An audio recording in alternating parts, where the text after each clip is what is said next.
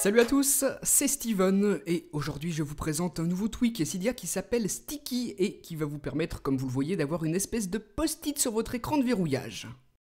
Lorsque votre appareil est verrouillé, tout en bas à gauche, juste ici sur votre écran de verrouillage, vous avez un nouveau bouton sur lequel vous pouvez appuyer et hop, le petit post-it apparaît dans lequel vous allez pouvoir taper votre texte. Donc ça peut être pratique d'entrer ici par exemple quelque chose dont vous devez absolument vous souvenir puisqu'une fois que vous avez fini, ça s'affiche comme ça.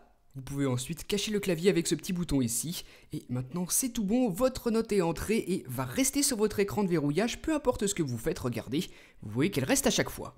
Si vous voulez la masquer, vous pouvez utiliser ce petit bouton pour la faire apparaître et disparaître avec un petit effet, vous avez vu. Donc tout ça, ça peut se régler ici dans les réglages et dans le panneau de configuration de Sticky. Là, juste en dessous du bouton On-Off, vous pouvez ajuster l'opacité avec ce petit curseur, plus vous le mettez à droite, plus ce sera visible, et avec cette option, vous allez pouvoir jouer sur la taille. Donc là, en désactivant l'option maintenant, regardez comment se présente le post-it, il est beaucoup plus gros que tout à l'heure, il prend plus de place sur le lock screen et vous pourrez y mettre plus de choses. Ensuite, toujours dans les réglages du tweak, on va pouvoir choisir l'emplacement du petit bouton qui fait apparaître et disparaître le post-it et ici régler la vitesse d'animation. Moi, comme je l'ai placé plus à droite, ce sera plus lent et je vais aussi réactiver cette option, je préfère le plus petit post-it. Donc maintenant, regardez ce que ça donne lorsque j'appuie sur le bouton pour afficher ou masquer le post-it. Vous voyez que l'animation est beaucoup plus lente que tout à l'heure. Donc voilà comment ça fonctionne, vous pouvez régler tout ça ici dans les réglages et moi je vais plutôt diminuer l'animation pour que ce soit quand même un petit peu plus rapide. Ensuite, dans cette section juste ici, là vous allez pouvoir sélectionner l'animation que vous souhaitez utiliser. Donc on en a 5, là celle-ci ce sera l'effet de fondu. Regardez ce que ça donne lorsque je fais apparaître ou disparaître le petit post-it. Donc vous pouvez comme ça sélectionner ici dans cette liste l'effet que vous préférez. Si maintenant je passe à Curl Up, on aura l'effet d'une page qui se tourne. Regardez ce que ça fait cet effet-ci. Il est vraiment sympa, c'est un de ceux que je préfère avec l'effet par défaut, celui-ci le troisième. Et si on passe maintenant à Flip Left, et bien comme son nom l'indique, ce sera un retournement vers la gauche. Regardez. Hop, voilà ce que ça fait. Donc ça c'est pour le retournement vers la gauche, et on a quasiment le même mais vers la droite. Flip Right, regardez, je vous montre ce qu'il donne. Voilà donc 5 effets plutôt sympas que vous pouvez sélectionner ici dans les réglages, et si on continue dans la configuration, là on va pouvoir modifier la couleur.